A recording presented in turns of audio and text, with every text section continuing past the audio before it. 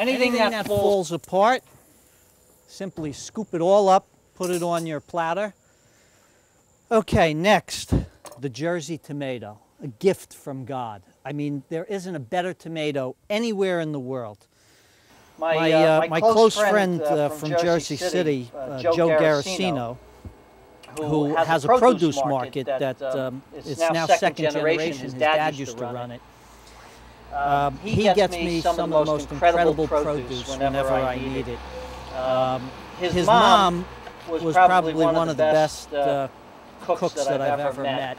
And they had big similarities to my family because his dad always had the produce market, so they cooked a lot of vegetables all the time. And Joey's father, who they used to call Sonny, his name was really Al. God bless Al. He's left us now, but I remember him all the time, especially when I see these Jersey tomatoes, because he used to say to me, Dave, Jersey tomatoes, not much on looks, but incredible taste. And he was right. Jersey tomatoes are sometimes ugly and twisted and dark green spots on them, but they are the most incredible flavored tomato. I eat them like apples with salt and pepper on them. Just so many different things you can do. And I remember fishing with Al and one of the other guys from his produce market, and it was really funny. We were out in kind of off the mouth of the Hudson River. I'm going to put a few skewers right through these as well, because tomatoes tend to get soft and fall apart. So again, the skewers will help to hold them together. But here we are fishing, and the other gentleman's name was Arnold, who was fishing with us. And, you know, we always brought incredible food. Joey's mom would cook stuff and send us with these wonderful sandwiches, and Al would bring some fruits and different things to munch on. And Arnold actually used to cook in the market every day. They would make something, whatever was good, fava beans, tomatoes were good, he'd make something with tomatoes. And so they had incredible meals at this little produce market. And so here we are out on my boat, and all of a sudden I see Arnold take his shoes off. See how these asparagus, I can grab them real easy, flip them right over.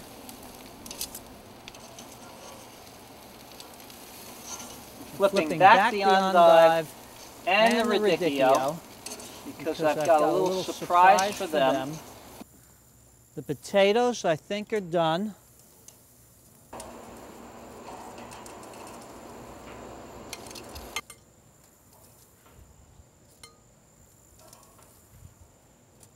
Let me get these tomatoes on. Tomatoes won't take long at all. I'm just going to grab a little bit of cheese here. Let's see. I've got some, I'll spill a little bit of cheese here. I've got some feta cheese that I'm going to put on the endive. Just a little bit. And let's see, this is... Actually, I'm going to put some gorgonzola cheese on the radicchio. I'm hoping that'll soften up a little bit and kind of melt right in.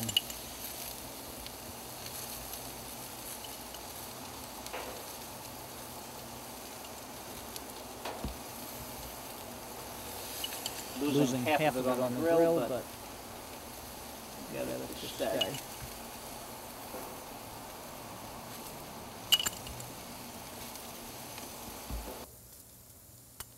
So Arnold takes his boots off, and you know, we're on a boat, we're relaxing.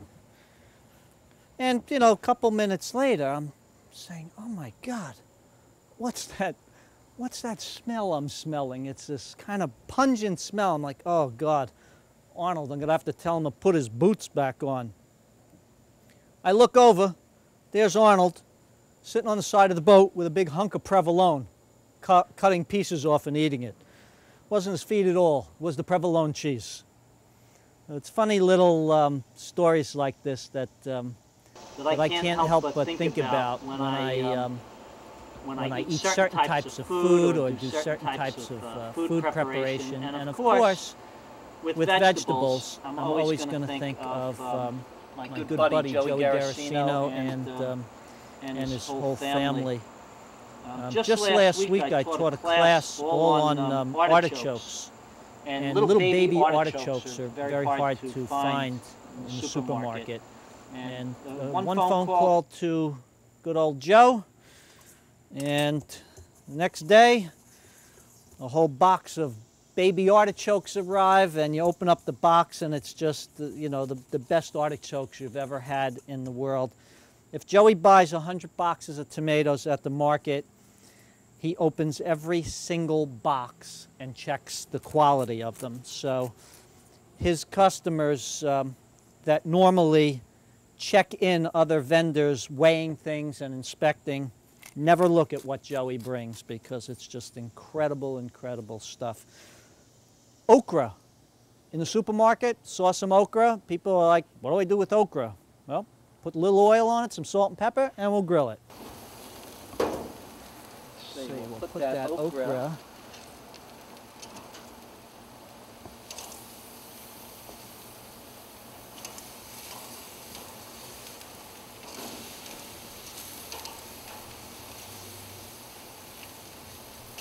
right in the middle of those tomatoes.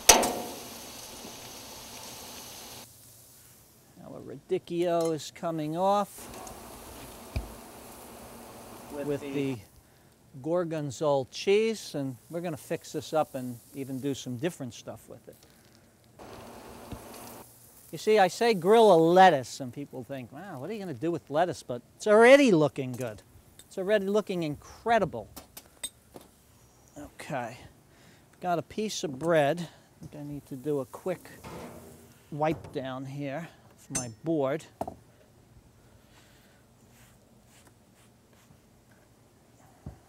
Making a little bit of a mess, but that's okay.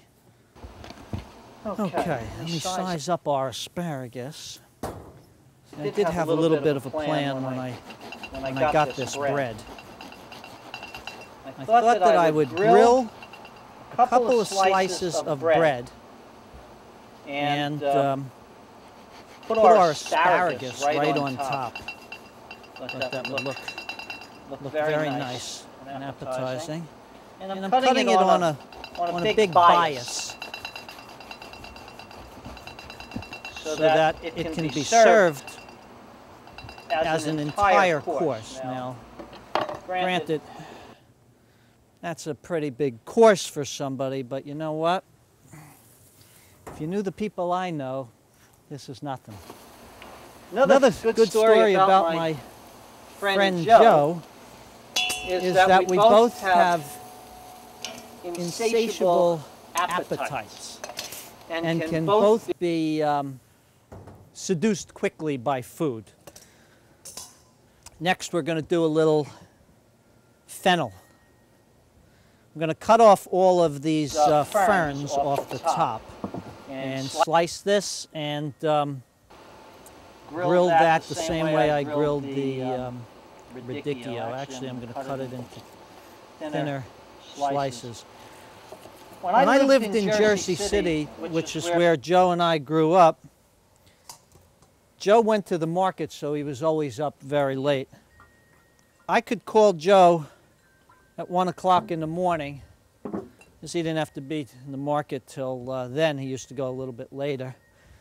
I could call him up and say, Joe, do you want to go get a dish? And he would be right there. When do you want me to pick you up? And we would leave Jersey City and run into New York City. See, getting nice and toasted wonderfully. Flip it over a little bit.